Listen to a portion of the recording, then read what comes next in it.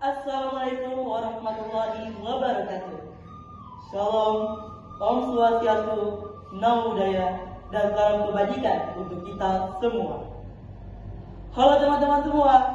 Pertama-tama, marilah kita panjatkan puji dan syukur kehadirat Tuhan yang Maha Esa, karena atas rahmat dan hidayahnya kita dapat melaksanakan presentasi mapel informatika tentang sejarah perkembangan komputer, aspek ekonomi dan hukum produk, informatika untuk masa depan, karir dan studi lanjut di bidang informatika. Sebelum kita lanjut, baik, dengan terhormat Bapak Putu Arya Eka Dharma Putra, SPD MPDGR, dan teman-teman semua yang saya banggakan. Silakan kepada rekan Naila untuk mengganti slide selanjutnya. Nah, pada latar belakang ini akan dibacakan atau akan menjelaskan sedikit oleh rekan saya, yaitu Faras Dwi Rahayu. latar belakang nomor 1. Perkembangan teknologi komputer dan informatika berkembang sangat cepat dari waktu ke waktu. Teknologi ini digunakan hampir di seluruh bidang kehidupan manusia, mulai dari pendidikan, kesehatan, bisnis, komunikasi hingga hiburan. Nomor 2, kemajuan ini membuat manusia semakin mudah dalam bekerja, belajar, dan mendapatkan informasi. Oleh karena itu, penting bagi generasi muda untuk memahami perkembangan komputer dan informatika. Dan yang selanjutnya adalah tujuan pembahasan materi yang akan dibahas. Silakan kepada Faras. Yang pertama, mengetahui sejarah perkembangan komputer, mengetahui perkembangan teknologi masa depan, memahami aspek ekonomi dan hukum informatika, memahami peluang karir di bidang informatika. Materi yang dibahas yaitu sejarah komputer, ekonomi digital, hukum informatika, AI dan IO, karir informatika.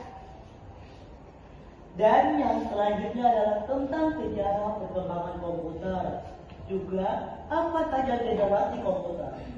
Perkembangan komputer dibagi menjadi beberapa generasi berdasarkan teknologi yang digunakan. Setiap generasi mengalami peningkatan dalam pertama kecepatan, kedua ukuran, ketiga kapasitas penyimpanan, keempat dan kemudahan penggunaan.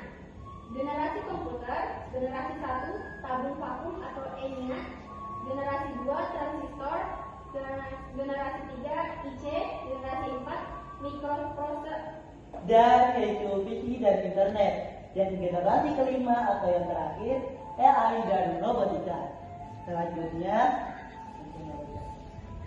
yaitu aspek ekonomi informatika. Informatika mendorong lahirnya ekonomi digital seperti e-commerce, fitur, stroke digital. Penjelasan singkatnya yaitu teknologi mempermudah transaksi dan membuat banyak peluang usaha baru. Dan yang selanjutnya aspek hukum informatika yang akan dibacakan dengan rekan selanjut saya, yaitu Andi Naila Naswa. Kepada Andi, saya persilakan. Perkembangan teknologi juga menimbulkan masalah seperti pembelajaran software, cybercrime, pencurian data, atau penjelasan singkatnya. Karena itu diperlukan aturan hukum agar teknologi digunakan secara aman.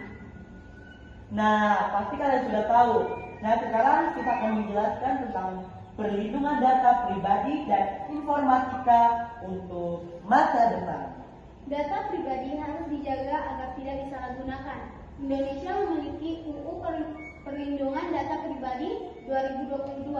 Penjelasan singkatnya, tujuannya melindungi privasi dan keamanan pengguna internet. Informatika untuk masa depan. Teknologi masa depan meliputi Artificial Intelligence atau AI, Internet of Things atau IoT, Big Data, Cloud Computing. Penjelasan singkatnya, teknologi ini akan membuat pekerjaan manusia lebih cepat dan efisien.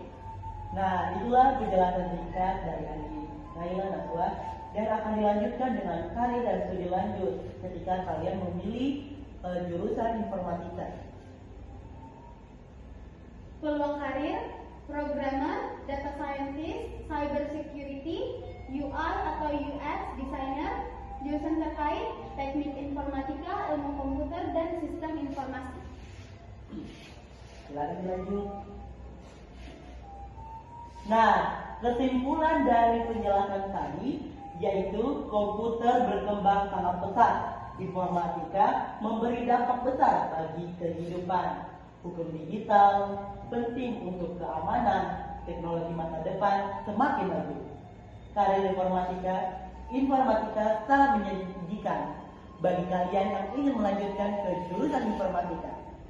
Dan gunakanlah teknologi secara bijak untuk masa depan yang lebih baik. Itulah tadi penjelasan dari kami.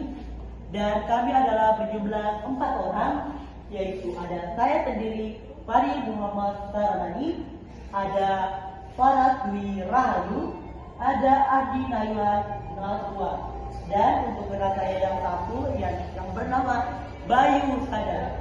Dia terkendala karena dia sakit. Dan itulah tadi penjelasan singkat dari kami, dan kami akan membuka sesi tanya jawab kepada teman-teman semua. Silakan bertanya dengan berpikir kritis. Silakan Desmi untuk mengajukan pertanyaan. Bisa masuk sedikit di frame. Masuk sedikit. Ada maju-maju. Nah, kira-kira Desmi mau tanyakan apa? Silakan Desmi, dan dari kelompok mana saja. Baik, terima kasih atas kesempatan kelompok 8 untuk memberikan kesempatan buat saya bertanya. Baik, pertama-tama perkenalkan, saya Desmi Rita, saya dari kelompok 2. Di sini saya ingin bertanya, bagaimana sejarah perkembangan komputer mempengaruhi ekonomi, hukum, dan peluang karir di bidang informatika untuk masa depan. Baik, itu dia pertanyaan saya, dan terima kasih. Wah, terima kasih atas pertanyaannya. Nah, pertanyaan dari kelompok 2 atau perwakilan dari Desmi Tania itu sangat luar biasa dan meningkatkan berpikir kritis sebagai pelajar. Nah, karena tadi kita belum sempat menjelaskan yang lebih luas, jawaban pertanyaan dari Desmi kita akan menjawab, dan yang akan dijawab oleh rekan saya, yaitu Faras Dwi Rahayu. Baik, perkembangan komputer memengaruhi ekonomi, hukum, dan karir informatika lewat 3 jalur utama. Pertama, sejarah. Dari komputer mainframe ke PIC, internet, sampai AI sekarang, biaya komputasi makin murah dan skala jadi tak terbatas. Dulu software dijual fisik, sekarang modelnya langganan, premium, dan berbasis data. Ini bikin ekonomi digital tumbuh cepat, tapi juga bikin perusahaan besar makin dominan karena efek jaringan. Kedua, sejarah hukum. Dulu hukum fokus ke hak cipta software, sekarang muncul isu baru, privasi data, keamanan siber, dan tanggung jawab AI. Contohnya UU PDP Indonesia muncul karena data jadi aset ekonomi utama. Semakin canggih teknologinya, semakin kompleks regulasinya. 3. Dampak ke karir dan studi lanjut. Setiap lompatan teknologi bikin muncul pekerjaan baru. Era internet butuh web developer, era data butuh data scientist, era AI butuh AI engineer dan prompt engineer. Untuk 10 tahun ke depan, bidang yang relevan AI atau ML, cyber security, cloud computing, dan etika AI. Skill yang dicari bukan cuma ngoding, tapi juga problem solving, adaptasi cepat, dan pemahaman etika atau hukum. Nah, itulah tadi jawaban dari kami. Kita akan kembalikan kepada Desmi Tania dari perwakilan kelompok 2. Apakah jawaban dari kami cukup memuaskan atau yang ada yang perlu dibenahi? Baik. Terima kasih. Pertama-tama terima kasih atas jawaban dari kelompok 8. Saya sebagai perwakilan dari kelompok 2 sangat puas ya dengan hasil jawaban dari kelompok kalian. Dan ini tentunya bisa menambah wawasan saya, terutama tentang pertanyaan saya tadi ya. Dan ini saya sudah mengucapkan sangat puas dan terima kasih. Wah, terima kasih kembali ya Desmi Tania dari perwakilan kelompok 2. Nah, selanjutnya apakah masih ada yang bertanya? Ternyata semua sudah pada paham ya tentang materi yang kita jelaskan. Nah, karena pertanyaan sudah dijawab dengan puas, kita akan menutup presentasi kali ini. Silakan kita sedikit. Itulah tadi penjelasan dari kami. Sekiranya ada salah dan penjelasan yang kurang, mohon dimaafkan karena kita adalah sesama manusia yang saling mengerti. Untuk itu, saya Fadil Muhammad Harnani, Saya Nina Nasya, dan saya Faras Rahayu. berterima kasih telah menonton video presentasi kami kali ini. Akhir kata, wassalamualaikum warahmatullahi wabarakatuh.